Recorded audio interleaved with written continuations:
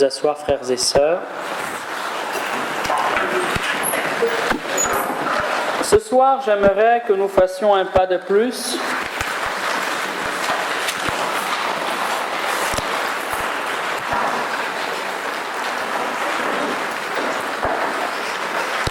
J'aimerais, pour introduire cet entretien, vous lire un passage de la première épître de Saint Paul aux Corinthiens, 1 Corinthiens, à partir du chapitre 12, à partir du verset 4. Je reprends 1 Corinthiens, le chapitre 12, à partir du verset 4. En vérité, je vous inviterai chez vous à relire le chapitre 13 et également le chapitre 14.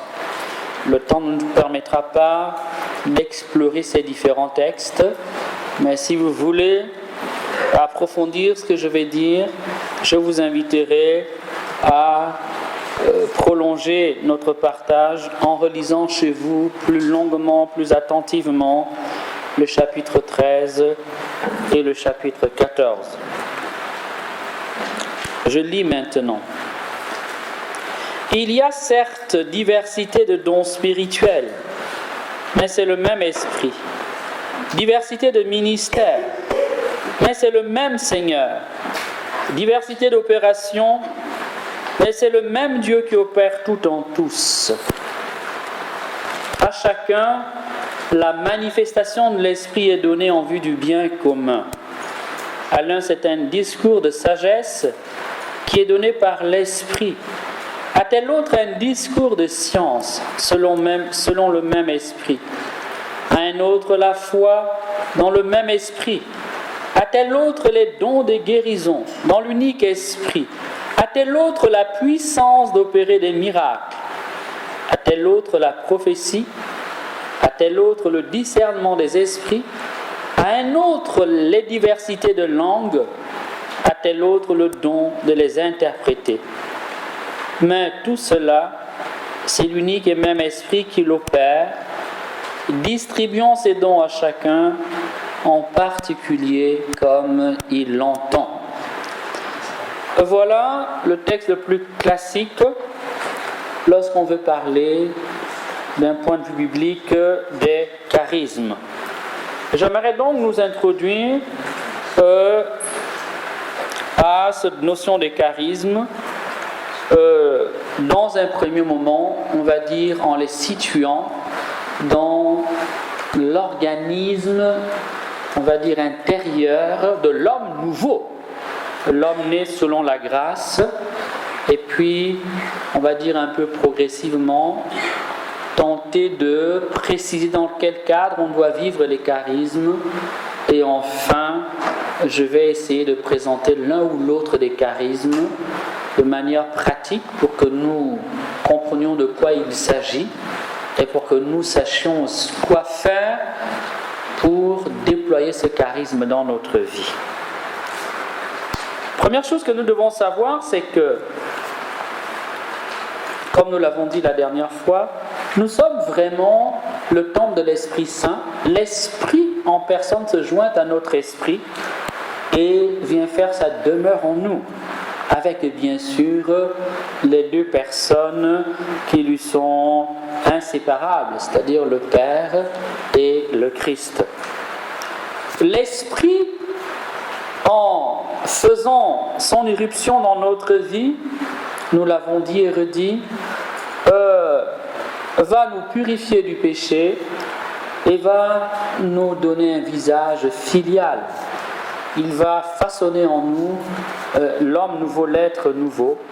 Cet être nouveau, Dieu va, l'équiper d'un ensemble de facultés, d'un ensemble d'organes. Exactement comme le corps est constitué d'un ensemble d'organes pour pouvoir vivre, pour pouvoir, évoluer, grandir, croître, se développer.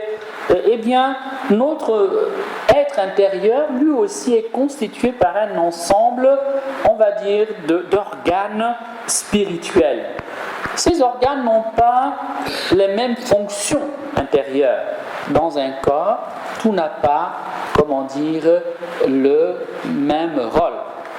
Et c'est intéressant de voir que lorsque l'apôtre Paul va justement introduire son enseignement, sa catéchèse sur les charismes, il l'introduit dans le chapitre où il développe longuement le mystère de l'Église comme le mystère du corps mystique du Christ. Alors, tentons, on va dire un peu de préciser ces différentes composantes de notre organisme spirituel. Le premier, absolument inévitable, c'est ce que l'on appelle habituellement les théologales ou les vertus théologales. De quoi s'agit-il ? Eh bien, il s'agit de ces trois vertus infuses, ces trois vertus que Dieu nous donne directement par le Saint-Esprit, qu'il insuffle directement à notre être spirituel et qui sont la foi, l'espérance et la charité. Regardez bien dans le texte, le chapitre 13. C'est pourquoi je vous ai dit qu'on pourrait lire le 12, 13 et 14. Mais on n'aura pas le temps de lire le 13 et le 14, même pas tout le 12, simplement quelques extraits. Il y a donc une très grande cohérence dans la pensée de Saint Paul. Les charismes, c'est déjà un enseignement, sont asitués, en relation avec le corps du Christ. Voilà, on va dire, le premier appareil intérieur, le premier ensemble d'organes de notre être intérieur. Ce sont donc ce qu'on appelle les vertus théologales, la foi, l'espérance et la charité. Et puis lié à, on va dire, pour aider au fonctionnement de cet appareil des vertus théologales, il y a ce que l'on appelle les 7 dons du Saint-Esprit. Les 7 dons du Saint-Esprit. Je ne vais pas les repréciser. Normalement, c'est connu depuis la catéchèse, au moins de la confirmation. Avec cet ensemble, on va dire, de vertus théologales et de dons du Saint-Esprit, il y aura les vertus morales. Les vertus morales. On les évoque simplement, on ne va pas rentrer dedans. Les vertus morales. On va dire que ces différents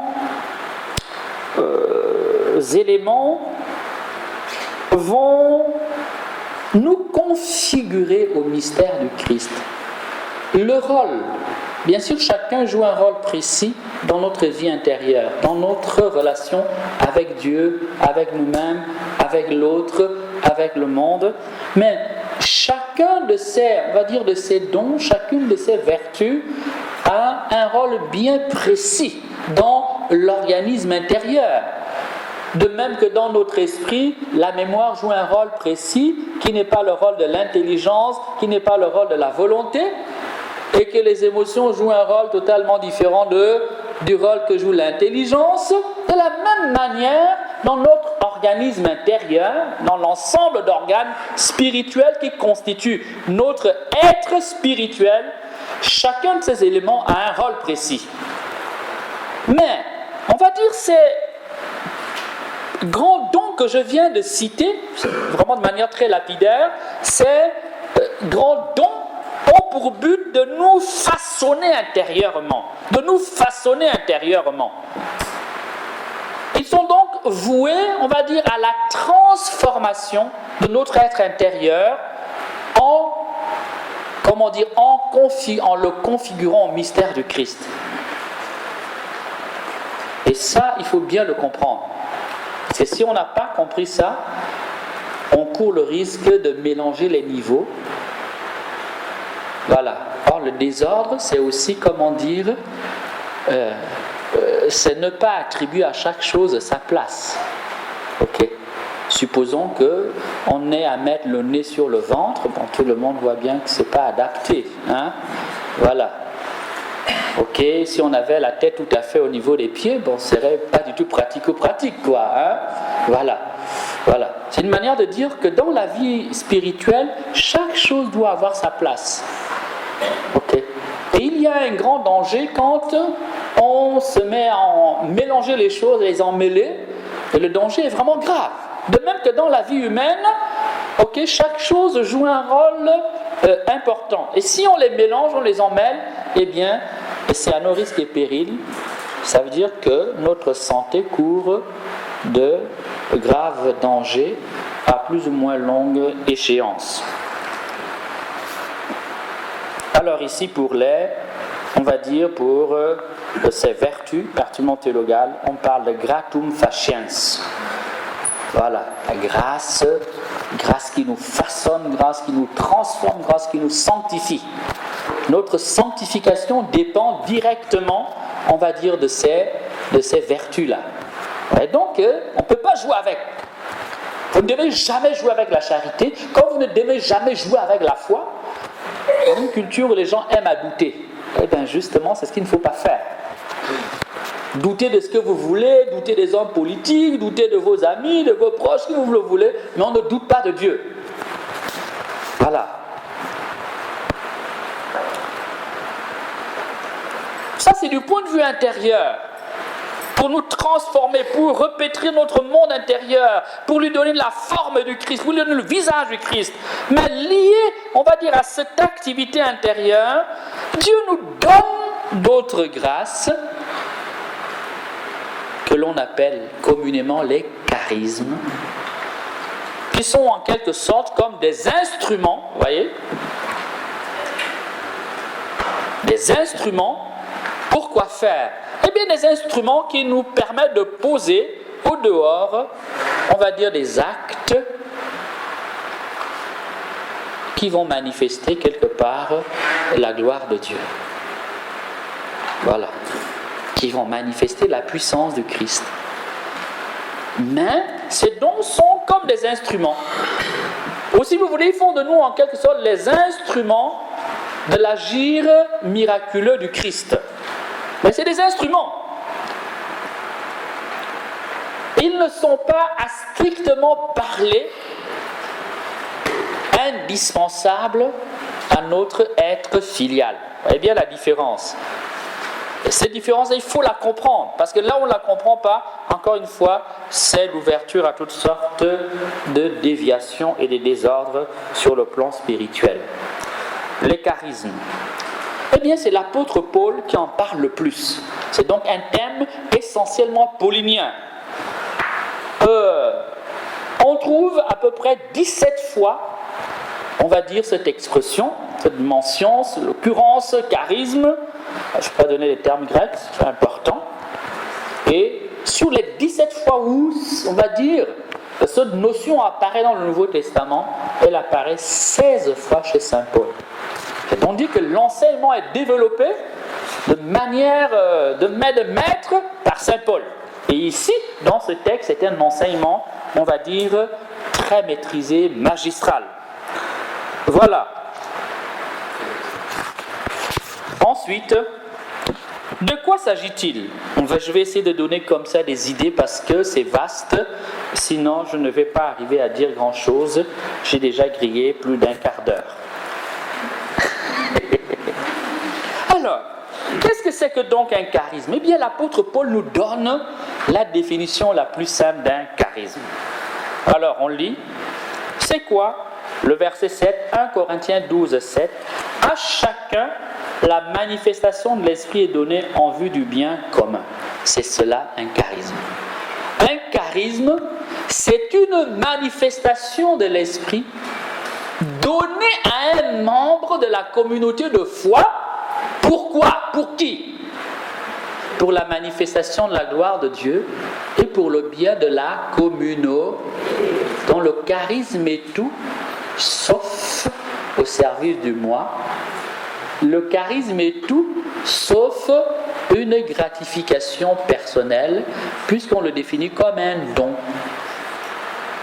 Ce qui est donné est immérité. Le don est un présent, n'est-ce pas? Le salaire n'est pas un don, il relève d'un échange. Ok. C'est un don gratuit que Dieu fait à un fidèle, pas pour son bien à lui, mais pour l'édification de la communauté, c'est-à-dire pour le groupe. En d'autres termes, le charisme est orienté vers la construction d'un groupe, pour l'édification d'un groupe. Cela, on va dire, pose déjà deux balises. C'est que je ne peux pas, vous voyez, non, me prévaloir de ce que j'ai un charisme. Je n'ai pas en tiré un orgueil personnel puisque je ne le mérite pas. C'est Dieu, l'Esprit qui l'a donné librement. Deuxièmement, je ne peux pas en tirer un intérêt, je ne dois pas chercher à en tirer un intérêt personnel. Troisièmement, je dois l'utiliser pour la construction de la communauté. Quatrièmement, la communauté doit en rendre grâce au Seigneur. Cet élément, on ne le dit pas. On ne le dit pas. Parce que si Dieu le donne, c'est pour édifier la communauté, c'est-à-dire l'Église, le groupe. L'Église n'existe pas comme ça de manière évanescente. Elle existe dans des communautés locales. Ok ? La paroisse elle-même, il y a un certain nombre d'entités, réalités. Voilà. Donc, si c'est pour le groupe, c'est que le groupe doit en rendre grâce au Seigneur. Nous allons avancer. C'est l'unique et le même esprit qui l'opère, distribuant ses dons à chacun, en particulier comme il l'entend. Le charisme relève de la liberté de l'Esprit Saint. C'est un don, je ne sais pas trop pourquoi, c'est un tel plutôt que tel autre. Eh bien, donnons à Dieu enfin la permission d'être libre. Nous sommes qui? Nous sommes quoi pour revendiquer quelque chose à Dieu? L'apôtre Paul dira: ô homme, qu'as-tu que tu n'aies reçu de Dieu? Et si tu le tiens de Dieu, pourquoi en tirer orgueil? Voilà. Et qui a prévenu Dieu de ses dons? Pour qu'en retour, il attende quelque chose de Dieu. Tout ce que nous avons, nous le tenons d'abord comme un don. Regarde ta vie. La vie est d'abord un don. Elle n'est pas autre chose que cela, un don. Ok. Du début à la fin, elle ne peut se lire que dans le mystère du don. Personne ne s'est donné à lui-même son existence. Nous l'avons reçu. Et puis pour que cette vie-là se déploie, se développe, tout au long de notre vie, il y a toujours eu quelqu'un pour nous aider. Personne ne peut dire qu'il s'est fait tout seul, c'est faux.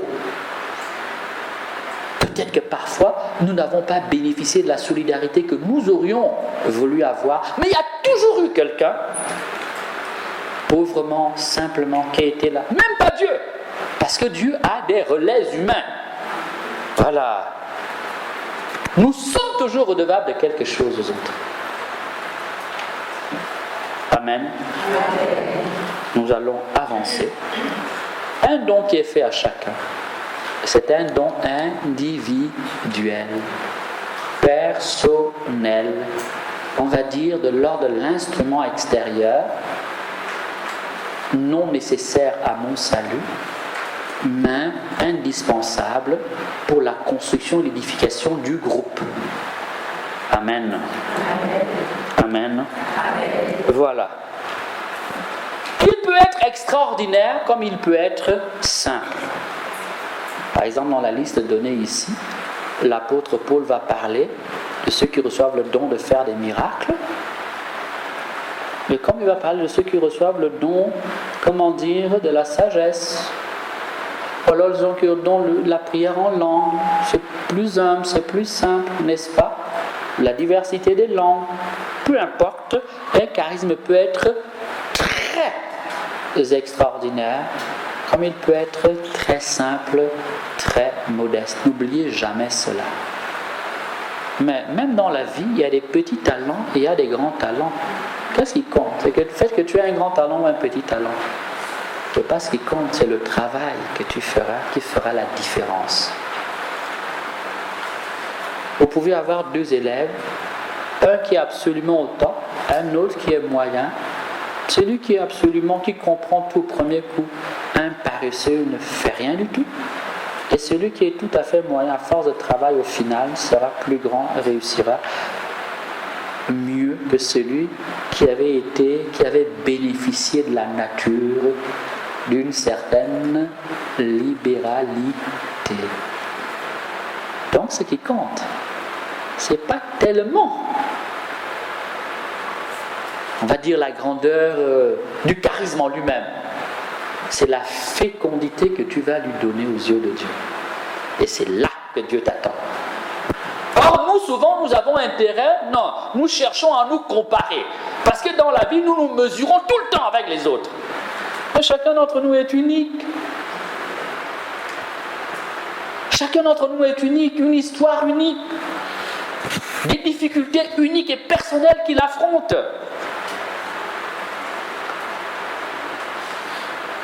Au-dedans de nous, nous n'avons jamais les mêmes conditions de température et de pression. Jamais, parce qu'il n'y a pas deux êtres humains pareils. Chacun vit de manière personnelle les événements de la vie. Et chacun va les intérioriser, les assumer d'une manière totalement personnelle. Mais la vie humaine, nous passons notre temps à nous mesurer. Je suis plus grand, je suis plus petit. Non, il est plus grand, je suis... Écoutez, la vie n'est pas un ring. Ce n'est pas la vie que Dieu a fabriquée. Ce n'est pas le monde que Dieu a voulu. Vous voyez, non? On vient tous là, on a, comment on appelle ça, le mètre, truc, là, on prend 1m80, 1m80, ok. Je parle de manière très imagée. Mais vous verrez que les relations humaines ne tournent pas plus loin que cela. La logique de l'esprit n'est pas celle-là, c'est une logique de complémentarité et de service. Les dons sont différents et ils sont personnalisés pour qu'on soit au service les uns des autres.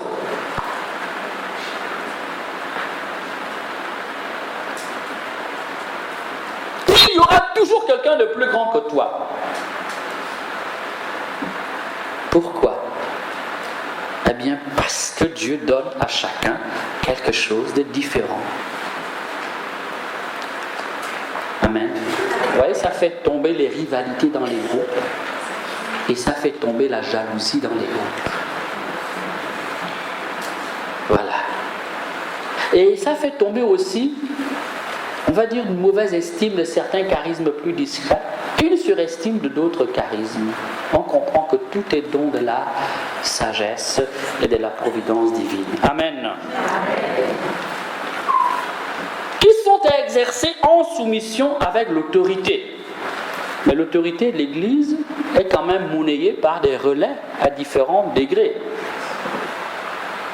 Voilà, vous appartenez, je ne sais pas, à un groupe du rosaire sous la paroisse, Dieu vous a fait un certain charisme. Bon, on a vu des fidèles comme ça, il n'y a pas nécessairement besoin de remonter jusqu'à l'évêque. Ben, il y a le responsable du groupe. Le responsable du groupe, il y a le responsable, comment dire, de la paroisse. Vous voyez ? Donc, l'autorité est monnayée de, on va dire, déléguée un peu comme dans n'importe quel corps de métier, dans n'importe quelle société. Il y a des relais de l'autorité, différentes instances. Voilà. Vous aurez donc des gens qui veulent pas obéir à leur responsable, mais qui veulent obéir directement à l'évêque. Ok.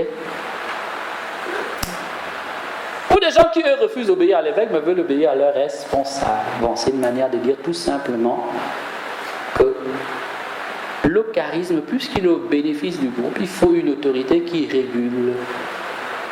Qui régule. Voilà.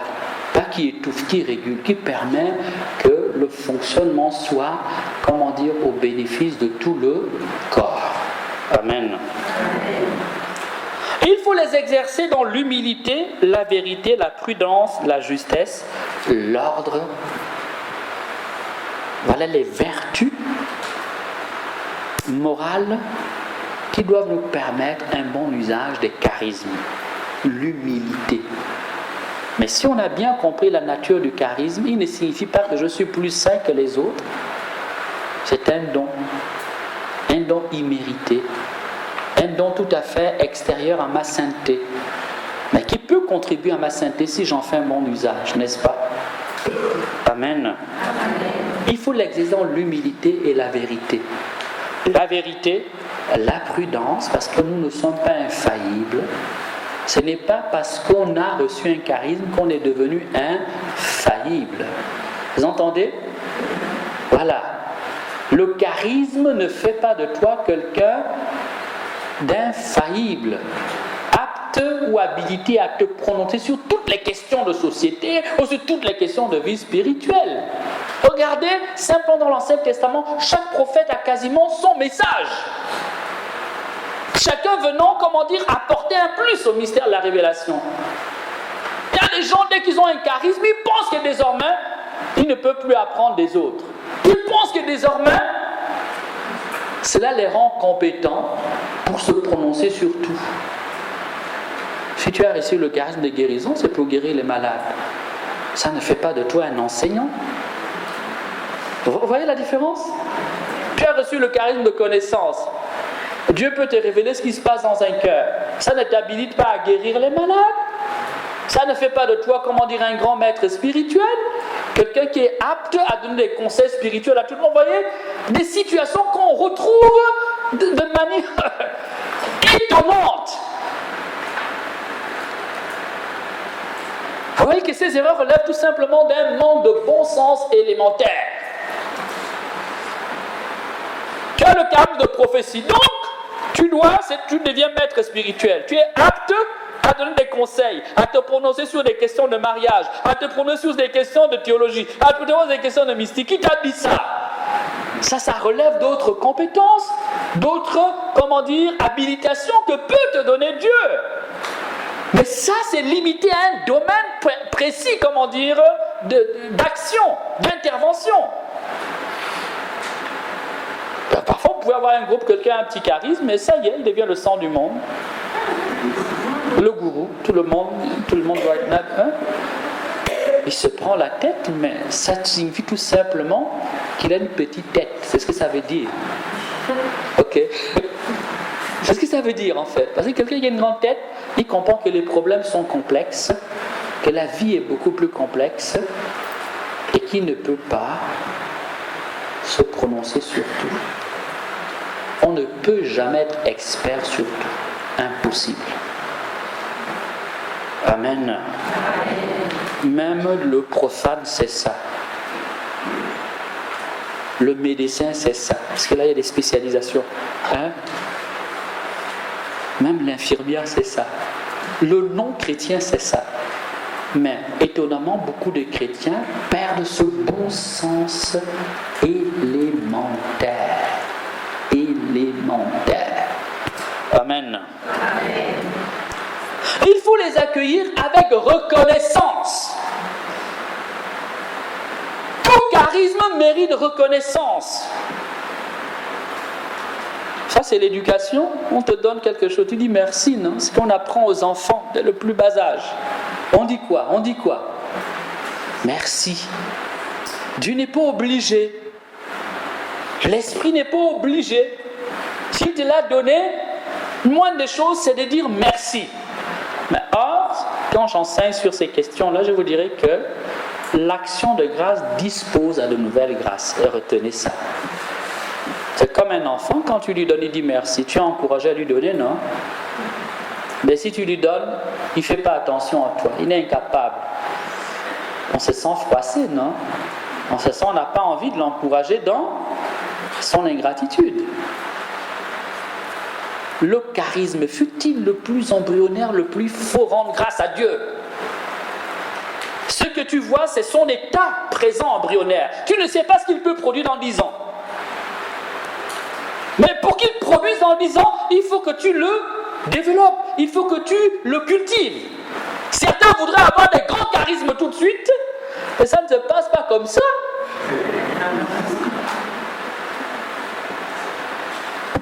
Ils attendent d'avoir des grands charismes. On commence toujours. C'est une pédagogie.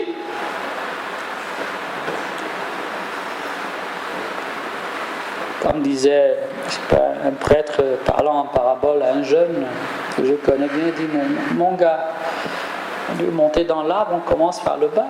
Tu n'atterris pas en haut. Alors, moi, je descends avec un parachute, mais atterrir risque et péril, tomber dans un arbre en parachute, c'est pas... On commence par le bas quand on veut monter. En principe, quand on est au sommet là-bas, il faut faire attention. Hein? Il faut faire attention quand on est là-haut. On commence toujours quelque part. Et vous voyez comment beaucoup de puissants charismes vont mourir parce qu'en fait, il manque la reconnaissance. Parce qu'on a un problème d'appréciation. Ce que tu vois, c'est un petit charisme là. Mais ce charisme, rien ne te dit que dans 20 ans, ce sera l'un des plus puissants. Tu n'en sais rien.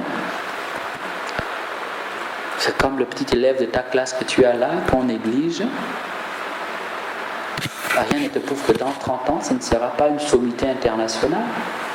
Tu en sais quoi? Le travail paye. Amen. Amen. Amen. Il ne faut pas les chercher de manière téméraire, ni en attendre tout le succès pastoral. Nous l'avons dit hier, l'apôtre vraiment efficace, c'est le saint. En d'autres termes, c'est la sainteté. Les plus grands évangélisateurs, les plus efficaces, les plus féconds sur le plan spirituel, ce sont les plus saints. Amen. Cependant, l'apôtre Paul nous invite à les rechercher. Il dit rechercher-les même en abondance, aspirer au meilleur. Et les meilleurs, pour l'apôtre Paul, c'est la prophétie. Le don de prophétie. Parce qu'il exhorte, parce qu'il édifie, parce qu'il reprend, parce qu'il encourage, parce qu'il le confond, parce qu'il réconforte. Amen. Mais s'il faut rechercher les charismes et aspirer surtout au don de prophétie, par-dessus tout, c'est le chapitre 13. Quand je parlerai en langue, si je n'ai pas, je ne suis rien s'il me manque la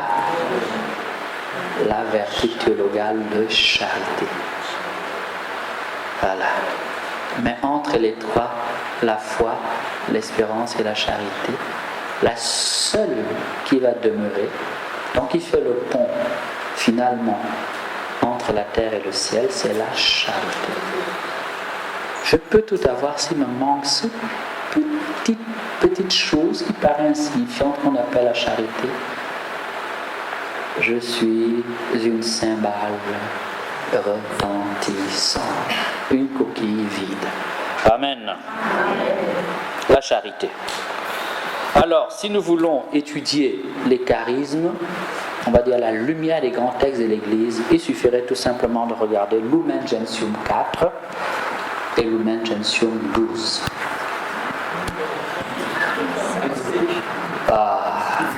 Retenez comme ça, vous n'êtes pas obligé de donner des explications. Retenez, c'est ça, c'est pour les prêtres, les autres. C'est pas grave. C'est deux grands textes. Non, c'est un grand texte du Concile Vatican II. Ok. Dans lequel l'Église, comment dire, s'est définie elle-même, elle réfléchit sur son propre mystère. C'est pas grave, mes filles, c'est pas grave. S'il faut juste en avoir entendu parler, c'est tout. Et puis il y aura l'enregistrement, vous inquiétez pas. Voilà. J'ai voulu faire un peu savant, mais c'est pas intéressant. Du coup, le père.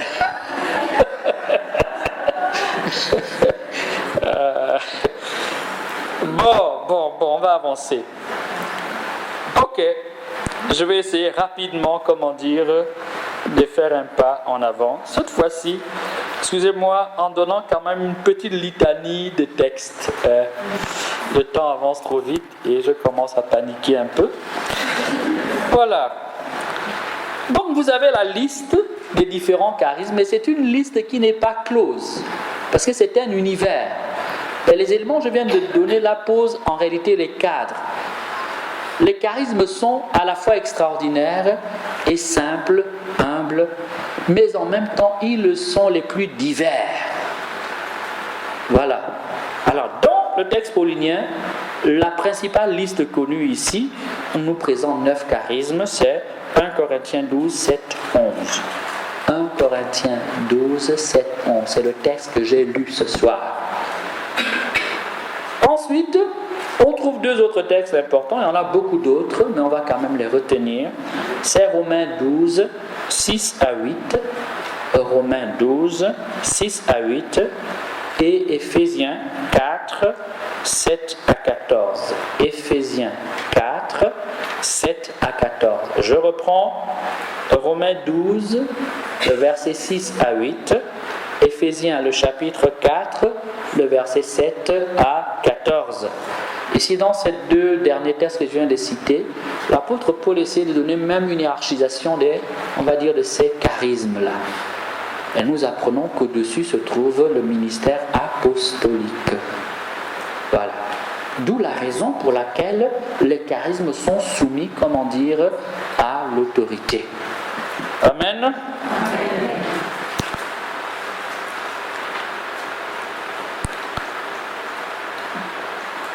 Il faut les exercer dans le discernement. Discerner tout, mais retenir ce qui est bon. Le discernement ne consiste pas à tout éteindre, à tout balancer, mais à trier pour retenir ce qui est bon. Voilà. Il faut privilégier ce qui édifie. Et ce qui édifie se situe dans l'ordre, dans la paix et dans la discipline. Ici, il faudrait lire tout, le chapitre 14. Tout le chapitre 14. Voilà, particulièrement le verset 26 à 32. 1, 14, 26 à 32. Il ne faut pas les éteindre, mais les réveiller. 2 Timothée 1, 6. Il faut réveiller les charismes. 2 Timothée 1, 6. Il faut réveiller les dons spirituels. Ce sont des dons de Dieu. Ils n'ont pas le droit de cracher dessus. Si Dieu les donne, ce n'est pas des poisons. C'est nous qui avons l'art de mal utiliser ce que Dieu nous a donné. Si Dieu te rend intelligent, tu peux utiliser ton intelligence pour faire du mal, non? Mais tu peux utiliser pour faire du bien. Amen. Amen.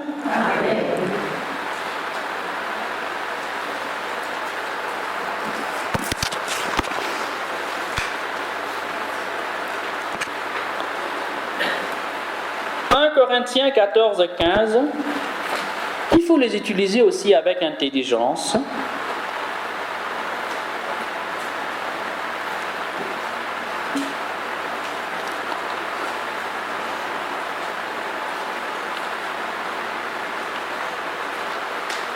« 1 Corinthiens 2, 1 Corinthiens 2, 4 à 5. Je reprends 1 Corinthiens 2, 4 à 5. 1 Corinthiens 2, 4 à 5. 1 Thessaloniciens 1 à 5.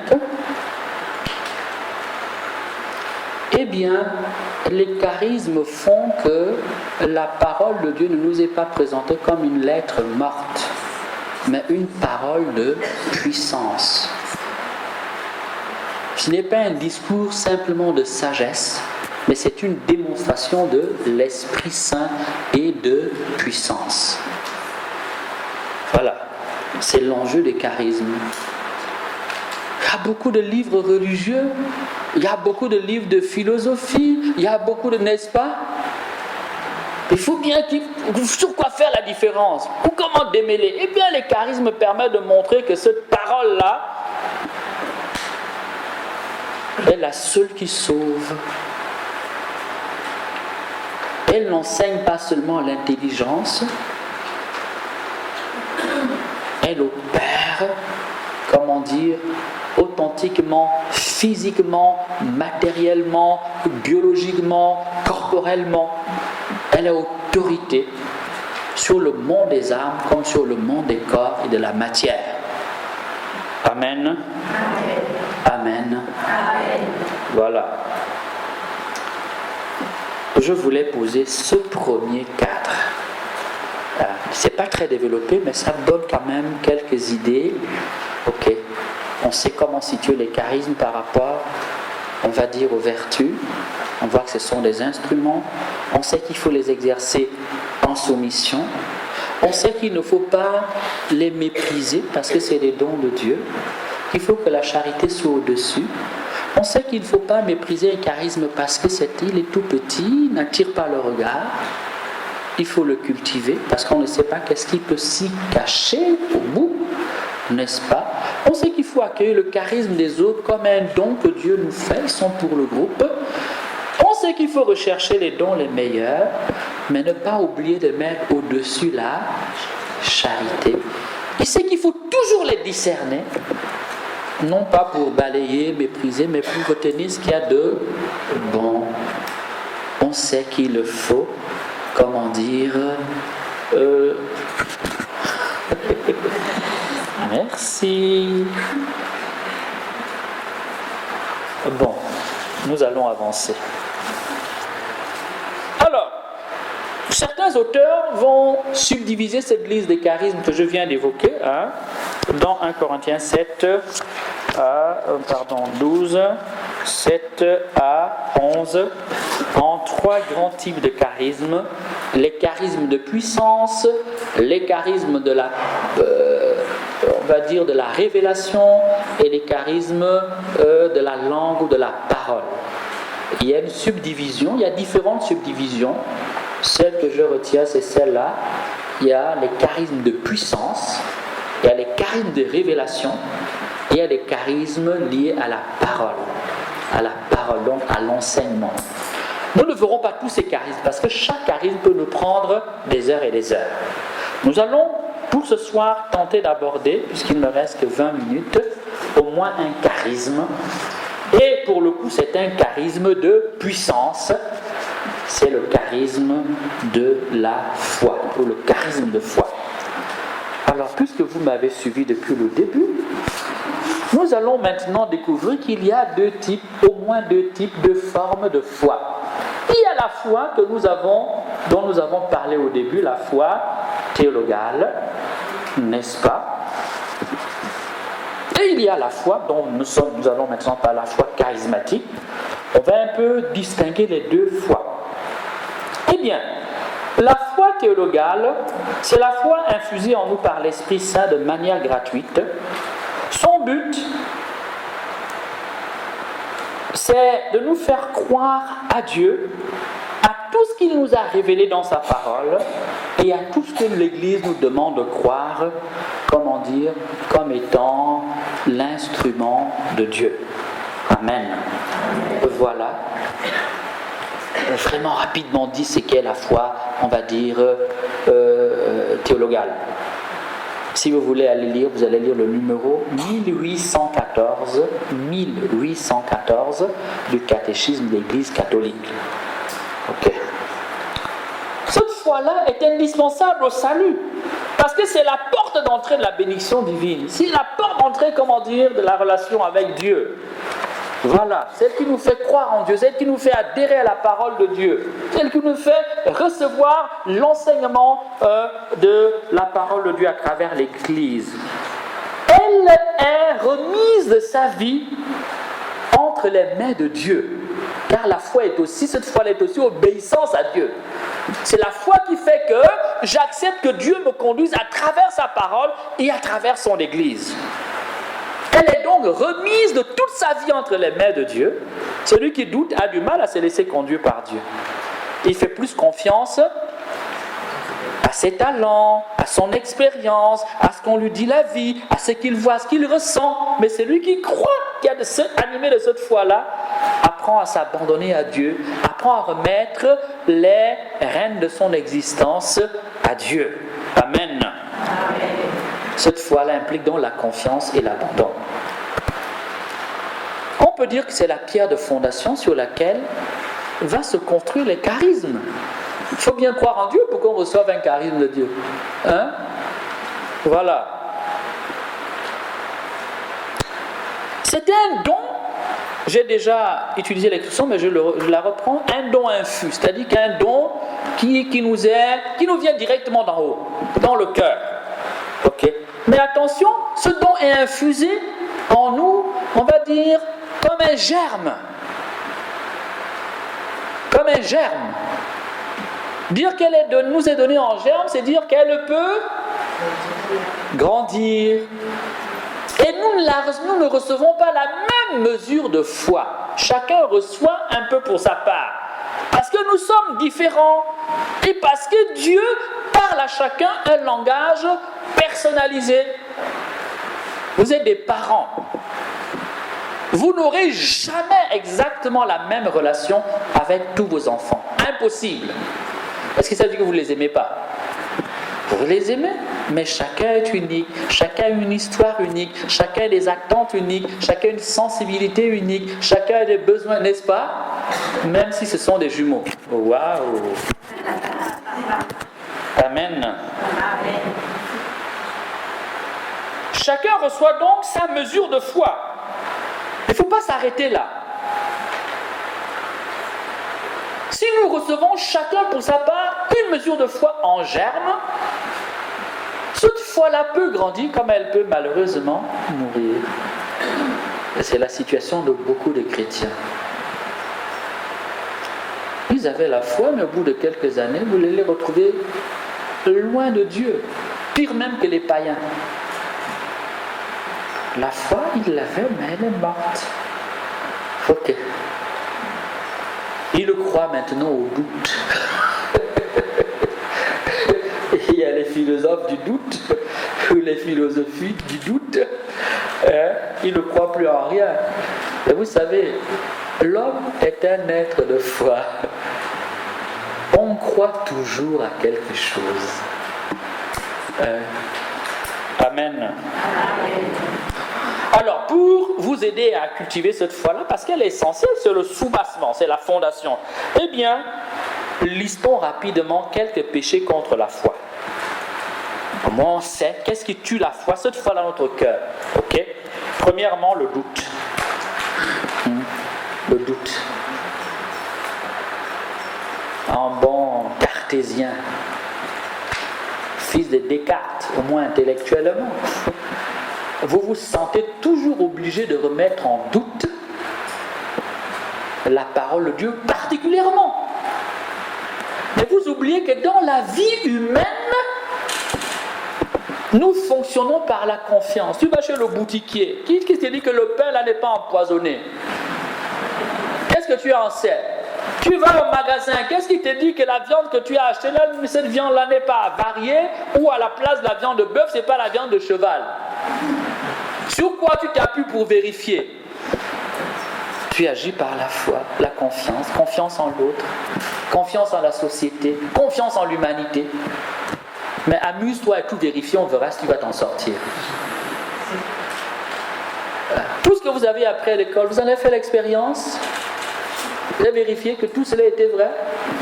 Tout ce qu'on vous a fait gober par l'histoire. Vous avez avalé des cahiers, des livres entiers. Qui vous a dit que tout ça est vrai? Qui vous a dit que tout ça était vrai? Bon, je vais même pousser volontairement loin. Qui t'a dit que quand papa te dit que tu es sa fille, tu es vraiment sa fille?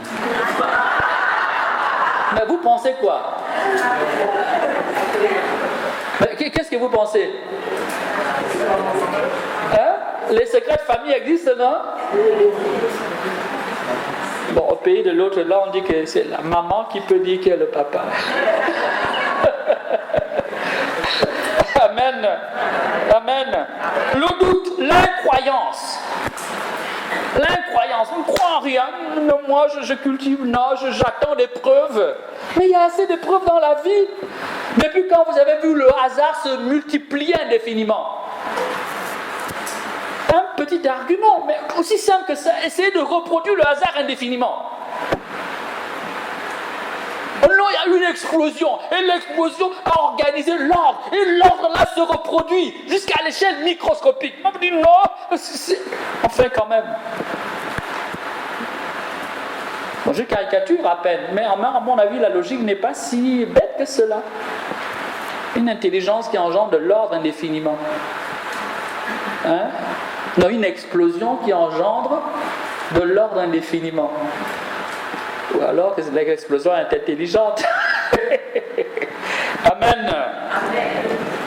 L'infidélité à Dieu. Vous verrez que plus on vit dans le péché, plus on doute de Dieu. C'est normal. Adam et Ève ont péché, ils ont commencé à avoir peur de Dieu, ils ont commencé à se cacher, c'est pas ça. Le péché tue la foi. Tue pas seulement la charité, tue aussi l'esprit de foi. Le respect humain. C'est quoi le respect humain? Eh bien, c'est cette espèce de malaise, de honte que nous éprouvons à rendre témoignage de Dieu devant les autres. Il y en a qui sont... C'est des anges à l'église. Mais quand ils sont dans la rue, c'est des païens. Au travail, ils ne connaissent pas Jésus-Christ. Amen. Amen.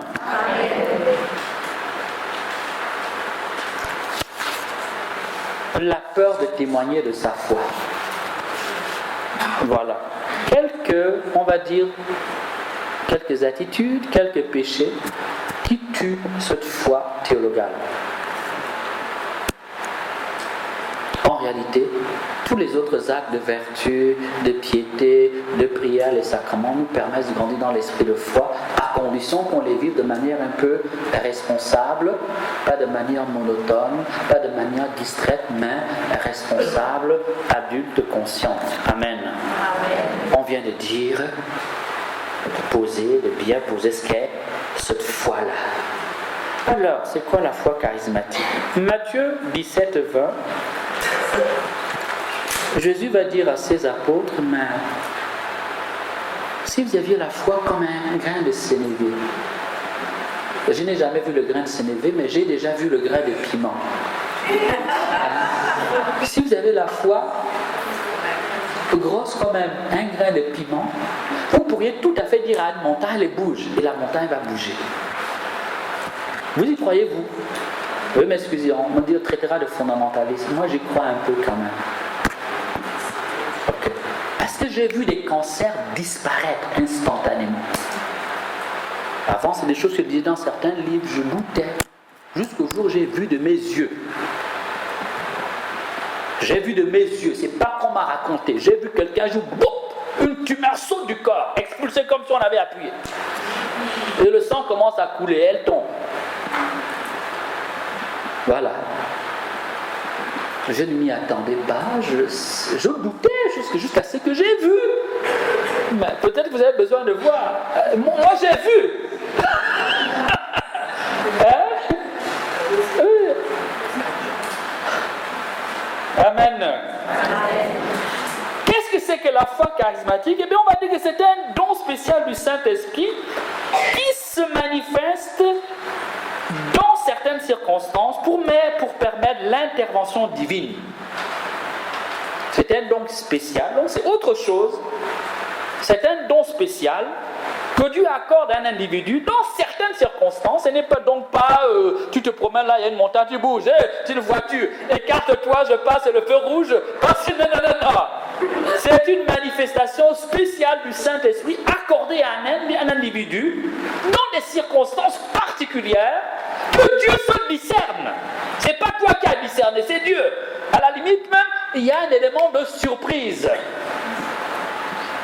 Voilà, Dieu te surprend. Le charisme a toujours quelque chose de surprenant.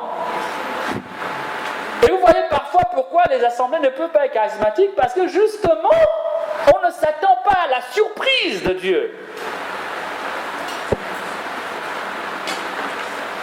Alors, comment se manifeste-t-il? Eh bien, comme une conviction intérieure. Mais une conviction intérieure, on va dire, non justifiée rationnellement. Je sais que quelque chose va se passer. Mais je n'ai pas les arguments, les preuves mathématiques, rationnelles qu'il y aura ça. Je sais seulement que quelque chose va se passer ou que Dieu va faire quelque chose. Quoi? Je n'en sais rien précisément. Pourquoi? Sûrement pas pourquoi. Ok. Parce que c'est une intuition. Alors, on va tenter de développer, on va dire, cette intuition-là. Eh bien, elle va se manifester de manière persistante. Il y a la persistance. Tu as la certitude que quelque chose va se passer, et cette certitude-là est persistante. Ça veut dire qu'elle ne te quitte pas.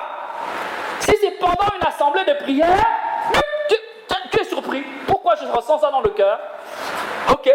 Et puis tu es là, tu essaies de prier, ça te dérange. Tu es là, tu essaies de prier, ça te dérange. Ça habite, ça te titille. Tu as beau essayer, mais c'est là. C'est persistant.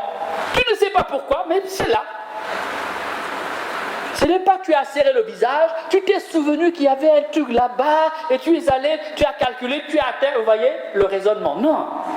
C'est comme si on t'avait soufflé quelque chose, comme si on avait déposé quelque chose dans ton cœur. Et de fait, c'est cela. C'est une inspiration. Amen. Amen. Elle peut être accompagnée d'une petite lumière. Et cette lumière-là est orientée vers un acte à poser. Par exemple, si c'est le cas d'une guérison, tu sais que Dieu va guérir la personne. Tout le monde est étonné, tout le monde est désolé, tout le monde se plaint, tout le monde se lamente. Or, toi, devant la situation, tu es serein. Et tu sais qu'habituellement, tu ne réagis pas comme ça. Tu affiches un calme qui vient de plus loin que toi, une certitude que la personne va guérir. Vous voyez, non? Et puis, tu es comme poussé à poser un acte. L'acte, ça peut être tout simplement banal, prier pour la personne. Ou à lui dire, mais tu es guéri, alors qu'il n'y a aucun... Il n'y a rien d'objectif qui atteste que la personne est guérie, va guérir. Donc, vous voyez, elle va transpirer. Parce que... Eh bien, c'est ça la foi. La foi, c'est la confiance de l'enfant qui se laisse guider, comment dire, par ses parents. La foi nous fait avancer un peu comme l'aveugle. On le tient par la main. Il sait juste qu'on lui demande d'avancer, mais il ne sait pas ce qu'il y a. Là, il va poser le pied. Je ne sais pas. Voilà. Je ne sais pas, j'ai vu cette petite histoire-là que tout le monde doit connaître. C'est un monsieur qui tombe de montagne. Et à un moment donné, il réussit à s'accrocher. Il dit, il y a quelqu'un! Il y a quelqu'un! L'écho lui revient. Il y a quelqu'un! Il dit, oui, mon fils. Il dit, mais c'est qui? Il dit, c'est le bon Dieu. Il dit, ah bon, il y a quelqu'un d'autre? Non, celle-là, vous connaissez. Ça, c'est la première version. Une deuxième version. Il y a quelqu'un! Allez, le secours! Y a-t-il quelqu'un? Oui, mon fils. Il dit, c'est qui? Il dit, c'est le bon Dieu. Il dit, mon fils, est-ce que, cher papa bon Dieu, tu peux m'aider? Il dit, oui, bien sûr, mon fils. Lâche la branche. Il dit, mais tu n'as pas une autre idée? Lâche la branche, je te prendrai dans mes bras, mon enfant. Tu n'as pas une autre idée? Dieu dit, mais lâche la branche, mon enfant. Il t'arrivera rien, lâche la branche. Vous voulez la suite de l'histoire? Bon, il n'écoute plus. Et puis, ben, vous savez, quand on est accroché comme ça, à un moment donné, on transpire, ça commence à glisser. Et puis, ça craque.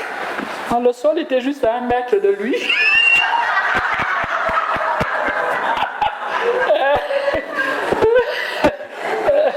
Ça vous va? Le sol était juste en dessous, là, il suffisait juste... Vous voyez, quand vous êtes accroché, vous n'avez pas envie de... Voilà, Dieu avait raison, Dieu a toujours raison. En fait, Dieu a toujours raison. Nous nous voyons là, mais Dieu voit plus loin que nous, en fait. C'est ça le drame de l'humanité. Voilà. Petite lumière qui te pousse à faire quelque chose, à poser un acte qui est souvent symbolique. Ok. Et tu n'as pas toujours l'assurance, parce que c'est une certitude de foi, les preuves que ce que tu vas faire, ben ça va marcher.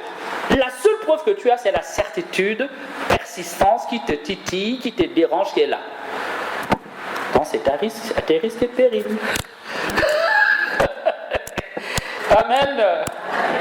C'est vrai que parfois il faut beaucoup d'humilité pour exercer les charismes. Les gens ne savent pas ça. Non, lié à lumière-là, cette espèce de certitude, quelque chose va se passer, et cette espèce de, on va dire, de choses que tu dois faire, il y a une motion de force. Une motion de force. Ça veut dire quoi? Ça veut dire que tu reçois une force qui va te pousser à le faire. Faut pas penser qu'un homme se lève un jour comme ça, dis toi, lève-toi, marche et cours. Non, c'est dit derrière qu'il n'y a pas seulement la lumière, il y a aussi la motion, la grâce s'empare de son cœur et fait que l'homme va poser un acte lui-même après ok. Voilà. S'il réfléchit, il n'aurait jamais dit. C'est parfois Dieu nous surprend. Un jour, j'étais au Burkina, je prêche une retraite, et à un moment donné, tout à fait un soir, le Seigneur me dit, il y a une femme qui a un kyste ovarien, je l'en guéris. Et je dis la parole comme ça. Et pendant qu'on prie, la femme se sent, elle, un malaise, elle sort, et elle expulse le kyste de son ventre. Le Seigneur m'aurait dit que je guéris une femme qui est en train d'expulser le kyste, je n'aurais jamais osé dire ça. Je n'ai pas osé. Et pourquoi? Parce que le doute, la peur, mais parfois le Seigneur va anticiper pour essayer de t'encourager, pour te montrer que, regarde, tu as peur pour rien. Voilà, je serai avec toi. Et il y a derrière toute une pédagogie de foi et tout un apprivoisement. C'est pour ça qu'il faut commencer. Si on ne commence pas, on n'arrivera nulle part. Vous entendez? Il faut commencer. Si on ne commence pas, on n'arrivera nulle part. C'est un peu comme un enfant qui apprend à marcher. Tu poses un pas, tu tombes, ok, mais il faut le faire intelligemment. Donc Dieu va quelque part t'apprivoiser intérieurement, t'encourager. De temps en temps, il te fait faire des choses qui te dépassent. Quand tu réfléchis, non, pourquoi j'ai fait ça? Eh bien, tu as fait et ça a marché. Ok. Parce que Dieu veut t'encourager. Mais quand le charisme a beaucoup mûri, Dieu parfois te laisse prendre l'initiative. Amen. La motion de force, donc, c'est comme une force intérieure qui nous saisit, qui balaye nos craintes et qui va te pousser à poser un acte qui, si tu avais réfléchi pendant des heures et des heures et des heures, tu aurais du mal à le poser. L'audace. Parce que parfois, ce sont des actes audacieux. Ok. Un acte qui va défier les habitudes personnelles, ta manière habituelle de faire. Un acte qui défie l'impossible parfois. Un acte qui défie l'impossible parfois. Ceux qui ont été témoins du ministère, pour moi c'est l'un des plus grands ministères et l'un des plus authentiques qu'on a eu dans le renouveau. Et il nous manquera toujours, je pense à Emiliano Tardif. Le Père Tardif. Voilà. Voilà. C'est des choses impressionnantes. Dans une simplicité, une pauvreté, tu dis, mais enfin, quand même. Et quand tu vois les fruits, tu dis, oui, bon, il n'y a que Dieu qui peut faire ça. Amen. Amen. Voilà un peu, du point de vue intérieur, comment cela se manifeste. Ok. Son but, le but de, on va dire un peu de ce don-là, c'est de manifester la providence divine, la bonté de Dieu, l'amour de la fidélité de Dieu, et de, on va dire, de faire éclater la gloire de Dieu. Enfin, le but, c'est bien sûr de porter secours à ses enfants, une manière pour Dieu de dire à quelqu'un, dans une situation précise, je suis là. Voilà. Mais c'est également une manière d'enseigner et d'encourager à la foi. Voilà. Amen. En d'autres termes, ce charisme-là va bénéficier dans un double sens. Il bénéficie d'abord aux bénéficiaires. Si c'est toi qui as bénéficié du charisme de foi, si cas de la maladie, cas d'un travail, cas d'une délivrance, cas d'un machin, ça ouvre tes yeux. Si tu es intelligent, tu ne peux pas continuer à vivre comme avant. Tu dois te mettre plus, comment dire, dans une attitude de remise de ta vie entre les mains de malheureusement, on a vu des gens guéris, des gens délivrés. 6 mois après, il continue sa vie tranquillement dans le péché, mais cette guérison-là te condamnera. Parce qu'il y avait beaucoup d'autres personnes qui étaient en difficulté. C'est toi que Dieu a privilégié. Et tu n'as pas tiré les leçons qu'il fallait par rapport à ça, donc tu auras des conséquences à rendre. Amen. Amen. Le même, on va dire, charisme va profiter aussi immédiatement à celui qui l'exerce, parce que lui-même peut voir, mais de manière dépassée, en décalé, la puissance de Dieu et ses merveilles. Mais attention, ce n'est pas parce que tu as un charisme de foi hyper puissant que tu n'auras pas à affronter des épreuves dans la vie. Voilà. Je me souviens avoir prié pendant des nuits et des nuits entières pour ma mère qui avait un cancer, aucune guérison. Et j'ai vu, pendant mon ministère, 10, 15, 20, 30 minutes de prière, un cancer s'en va. Pourquoi? Eh bien Dieu, providence de Dieu. Pourquoi? C'est lui qui sait. Amen. Amen. Comment accueillir le charisme de foi? Je vous avais dit que je serais long, hein? Vous l'avez dit, on a quand même essayé. Comment acquérir le charisme de foi? Eh bien, on va essayer d'avancer vite, je vais lister. Il faut, d'abord, cultiver un certain nombre de dispositions. Mais vous l'aurez compris, il faut déjà vivre tout simplement la vertu théologale de foi. Hein? Voilà. Certains veulent des machins, mais ils ne se rendent pas compte que tout se tient dans une vie. Tout se tient, tout s'articule. Voilà. Donc déjà vivre la vertu de foi. Mais toi tu es un homme de doute, tu remplis de doute, tu cultives le doute. Pour toi c'est une manière d'être. Ok, tu as besoin de tout vérifier. Il ne faut pas être... Non, tant pis. Voilà. Mais comme je l'ai dit tout à l'heure, un homme ne peut pas tout vérifier. La vie est basée, les rapports humains sont basés sur la confiance. Quand ta femme t'a dit qu'elle t'aime là, tu es vraiment sûr qu'elle t'aime? Quelle est la preuve qu'elle t'aime? Non, elle vient passer sa vie avec toi. Tu es sûr que parce que quelqu'un vient passer sa vie avec toi, il t'aime vraiment? Hein? Le père est en train de semer le doute là. Mais non! Vous n'avez jamais vu les mariages de raison? Parce que c'est un truc arrangé. Hein? Il y a pas, en réalité, il n'y a pas d'amour. C'est les jeux.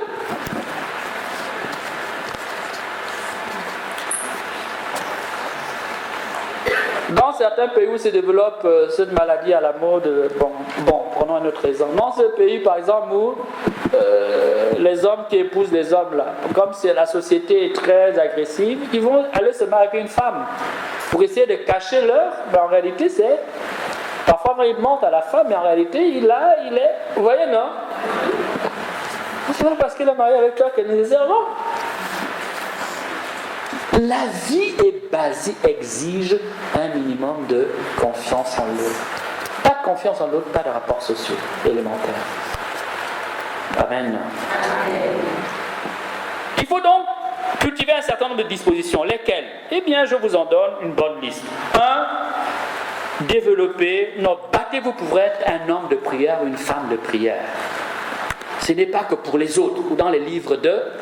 Voilà, l'Esprit Saint aussi est un esprit qui te conduit à dire Abba. Et Abba, Père, c'est le cri de la prière, notre Père. Bats-toi pour être une femme de prière, un homme de prière. Fais tout ce qui est en ton pouvoir pour être un homme de prière, une femme de prière. C'est le langage, comment dire, du cœur. C'est le langage de l'âme avec Dieu. Ça ne peut pas être un détail dans ta vie. 2. Apprends à développer des attitudes de foi. Par exemple, en faisant toujours confiance à Dieu dans les épreuves de ta vie. Ne doute pas. Voilà. Vous voyez, ça change tout parce que ça te donne un mental, un moral de fer qui peut que dans les épreuves, tu es debout. Même de ce point de vue-là, la foi est bénéfique. Mais très peu d'hommes et de femmes savent ça.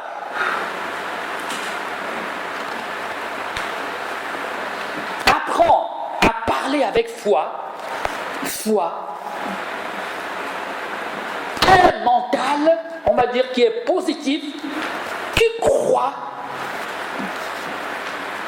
Là où un homme doute déjà de lui-même, qu'est-ce que tu peux faire quand tu doutes de toi-même? Ceux qui passent des entretiens d'embauche savent ça. Tu peux avoir le plus grand diplôme, hein, mais si tu arrives en tremblant, en ayant peur, en doutant, on ne va pas me prendre. Personne qui te reçoit là, ça se voit dans ton visage, ça s'entend dans ta parole, même si tu as le meilleur diplôme. Mais comme tu doutes de toi, tu peux tout à fait rater un truc qui est à ta portée. Ouais, même la foi. Amen. Apprends à poser des actes de foi en tout. À faire confiance au Seigneur en tout. 3. Lis beaucoup la parole de Dieu. Et si tu le peux, de temps en temps, mémorise des petits versets qui te parlent. La foi vient de ce qu'on entend, dit l'apôtre Paul. Et ce qu'on entend, c'est la prédication. Et celle-ci se fait avec la parole de... Voilà. Un autre conseil, 4. Fréquente des hommes de foi,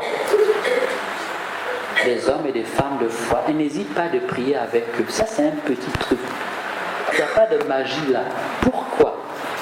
Eh bien, c'est que quand tu as fréquenté un homme de foi ou une femme de foi, tu vas voir comment Dieu l'utilise, ça va encourager ta foi. Vous comprenez? Voilà. Ça va encourager ta foi. Encore, mais enfin, il n'est pas un grand saint, ce n'est pas un grand homme, il n'a rien de même. Donc Dieu peut faire aussi avec moi. Vous voyez, ça te rassure. Ça te sécurise. Sinon, tu t'imagines des grands trucs. Tu dis non. Donc, le faire, c'est là, bon. Quelque part, je dis à un groupe, mais écoutez, il n'y aura pas de transmission parce que. Qu'est-ce que vous voulez?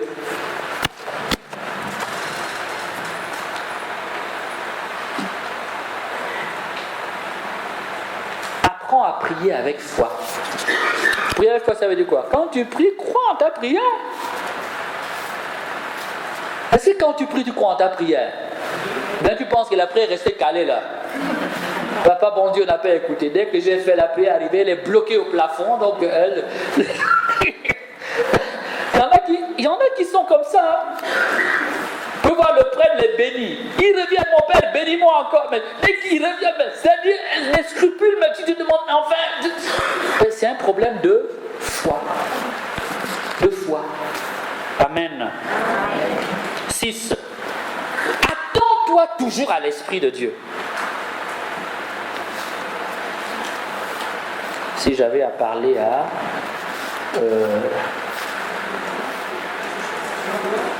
s'attendre à l'Esprit de Dieu. Ça veut dire que considère que tu es un instrument de Dieu. Est-ce que tu crois en ça? Oui, hein, bien sûr.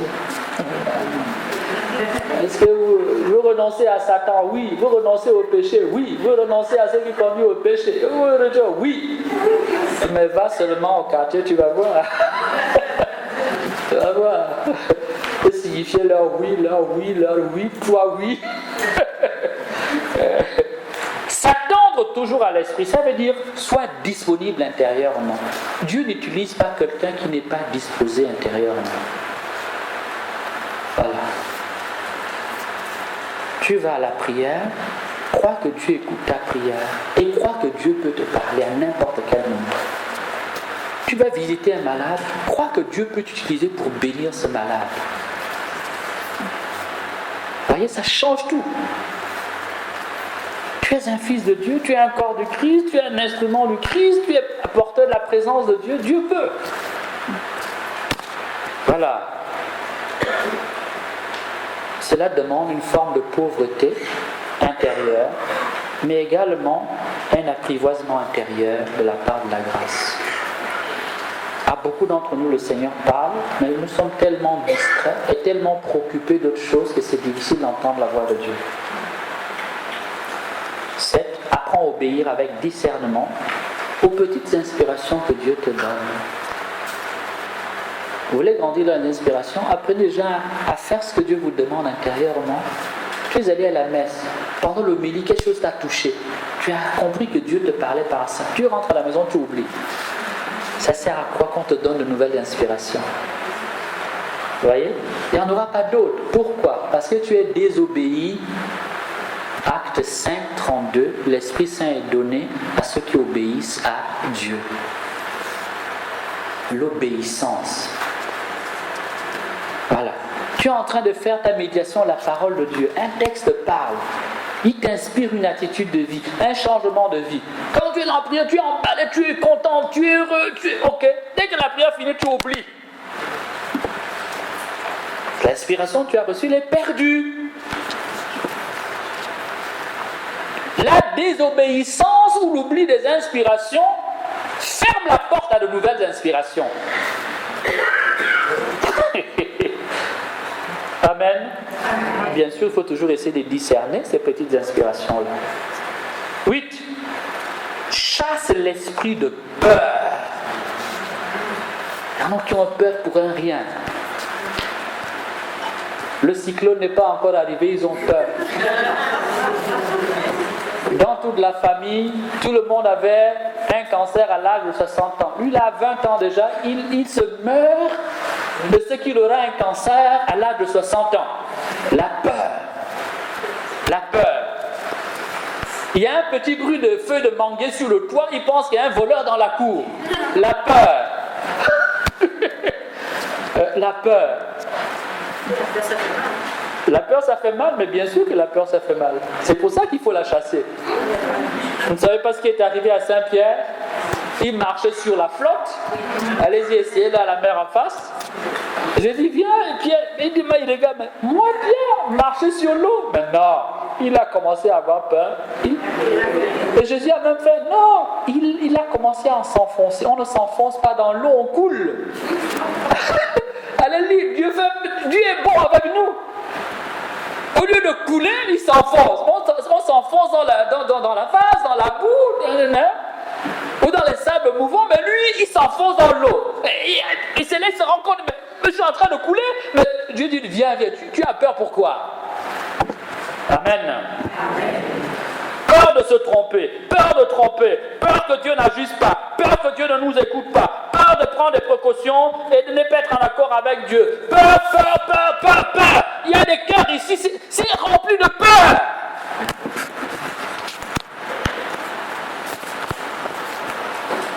La peur fait de vous un mort vivant, elle tétanise. Regardez, une femme qui a peur peut s'évanouir. Un homme qui a peur, ici, bégaye, il change de couleur, il peut même aller 4, 5, 6 fois aux toilettes. Mais bien sûr, la peur est une émotion, comment on dit, qui paralyse, qui tétanise, qui nous fait perdre tous nos moyens. Nous n'avons pas reçu un esprit de peur, mais un esprit de fils de Dieu. Dieu est avec moi. Même dans la mort, je suis fils de Dieu. Oh.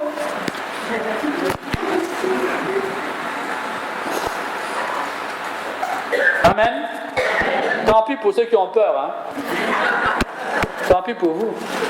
Je vois l'image, je la vois là, dans mon esprit. Je les vois comme Lazare sortant du tombeau, lié de toutes sortes de bandelettes. Un homme talentueux ne fera rien de sa vie s'il est lié par la peur. Tu peux avoir 10 000 projets, mais si ta peur t'empêche d'essayer, tu ne feras rien. Tu peux être un grand musicien, mais si tu as peur d'essayer, tu peux être un grand, je ne sais pas, un grand artiste. Prenons tous les exemples. Vous verrez que la peur est une force qui désarme, qui paralyse, qui handicape. Beaucoup ici sont des handicapés de la peur. Ils marchent, mais intérieurement, c'est des handicapés. Parce que le démon les a liés, ficelés de partout par la peur. Amen. 9. Cultiver la conviction que Dieu utilise tout le monde. Voilà. Dieu utilise tout le monde. Dieu peut utiliser tout le monde. Dieu te prend au sérieux. Est-ce que tu te rends compte de ça? Mais mon père, tu exagères. Moi, quand même, comment Dieu me prend? Mais si tu es son enfant, Dieu te prend au sérieux. Ah, mais mon père, quand même, vous exagérez avec tous les péchés que tu as fait là. Et il est mort sur la croix pour toi. S'il est mort pour toi sur la croix, c'est que tu es sérieux, tu as du prix, tu as de la valeur, tu as du poids. Tu n'es pas n'importe qui, quoi. Dieu te prend au sérieux. Mais c'est nous qui ne prenons pas la parole de Dieu au sérieux, la révélation divine au sérieux. Dis Amen. Amen. 10. Saisir les opportunités. Là, je vous donne vraiment toute une pédagogie. Vous ne trouverez pas ça dans un livre. Voilà. Saisir les opportunités pour exercer la foi. Tu vas à l'hôpital, et malade, tu pries. Même si on t'a dit qu'il va mourir dans la nuit, même tu pries. Il ne faut pas avoir peur, tu pries. Tu fais ce que Dieu attend de toi. Si Dieu veut le guérir, tu aurais été l'instrument. C'est tout. Amen. Il faut donc profiter de toutes les situations difficiles qui se présentent pour prier avec foi. Et dis-toi que tu ne seras jamais trop prêt. Ah non, je ne suis pas prêt, mais je ne suis pas assez saint, je ne me suis pas suffisamment préparé. Et Dieu est providence. Est-ce que nous avons une notion de providence? Notion de providence signifie que Dieu est le maître de toutes les circonstances. Tout ce qui arrive n'arrive jamais, comment dire, sans que Dieu l'ait entrevu, sans que Dieu l'ait aperçu, sans que Dieu soit. Voilà, c'est ça la notion de providence. Si Dieu a voulu que tu sois là à ce moment-là, c'est qu'il ta place n'est pas ailleurs. Il peut t'utiliser là. Prête-toi au jeu de la grâce. Quand tu auras fait, il dit, je suis un serviteur inutile. Si la personne est guérie, c'est bien, n'est pas guérie, mais tu as été un serviteur inutile. Tu as gagné quoi? Tu as gagné une chose, tu as exercé ta foi. Vous avez entendu? Petit secret. Tu as exercé ta foi, même s'il n'y a rien eu. Ce que tu as gagné, tu as exercé ta foi, un peu comme un muscle que tu fais travailler. Plus le travail, plus c'est tonifie. N'est-ce pas? Si c'est un artiste, plus tu fais des croquis, des chemins, plus tu acquiers une certaine souplesse. Un jour, ça va payer. Et tu seras étonné. Amen. Mais vous vous attendez d'avoir tout de suite des grands miracles, machin, pour... J'attends le miracle. Le charisme n'est pas encore venu, mon père.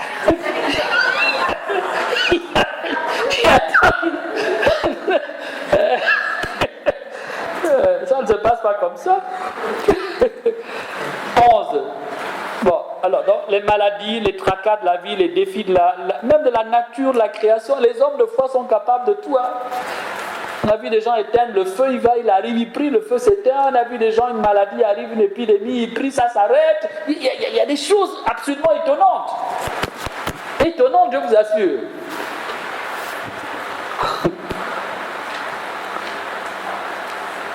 Alors, dernier petit truc, ça c'est vraiment le top des tops. Ok. Dis à ton voisin, à ta voisine, ça c'est le secret du Père.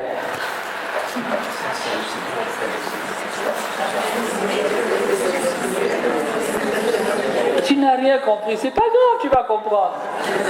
Alors, je vais te donner un de mes petits secrets. Apprends à te battre avec un problème par la foi et la prière jusqu'à avoir la solution. Jésus n'a jamais dit que si tu pries 9 jours, tu auras absolument la réponse. Vous avez entendu? Il a dit prier sans se lasser.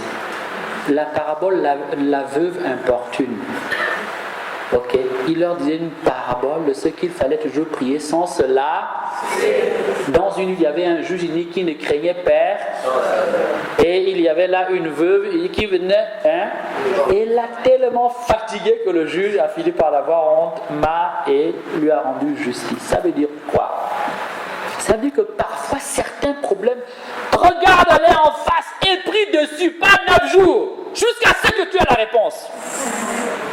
Je vous assure que ça marche. Je vous assure que ça marche.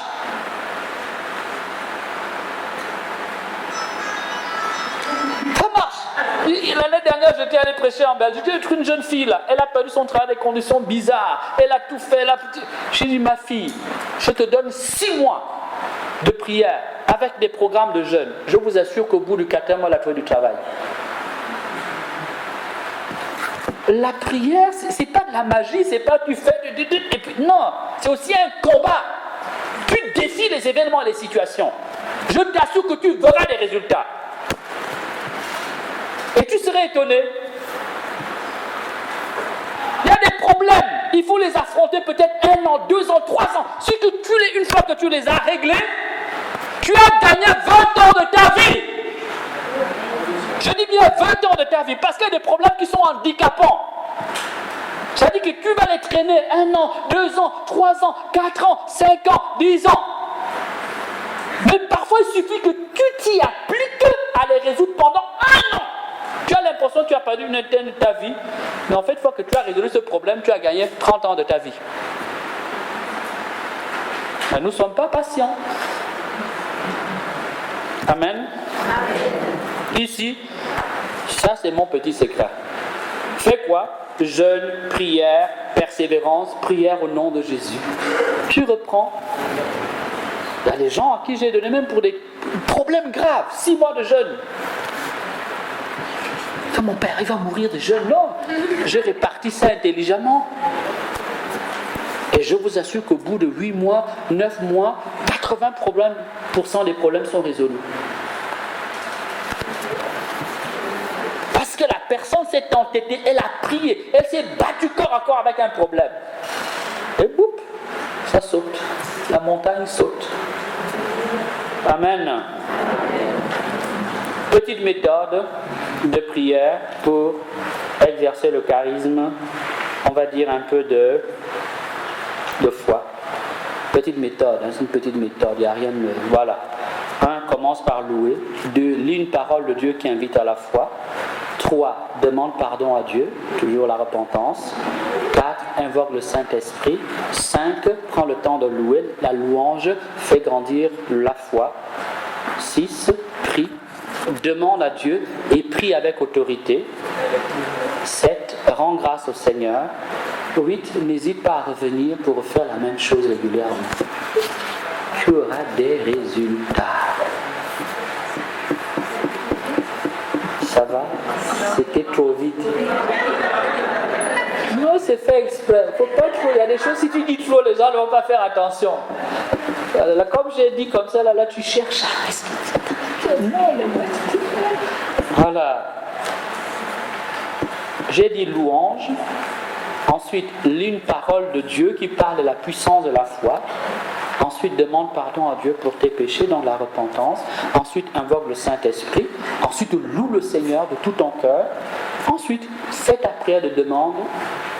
Prière de demande, on demande à Dieu, mais tu peux aussi prier avec autorité au nom de Jésus, devant le problème. Voilà. Ensuite, dis merci à Dieu.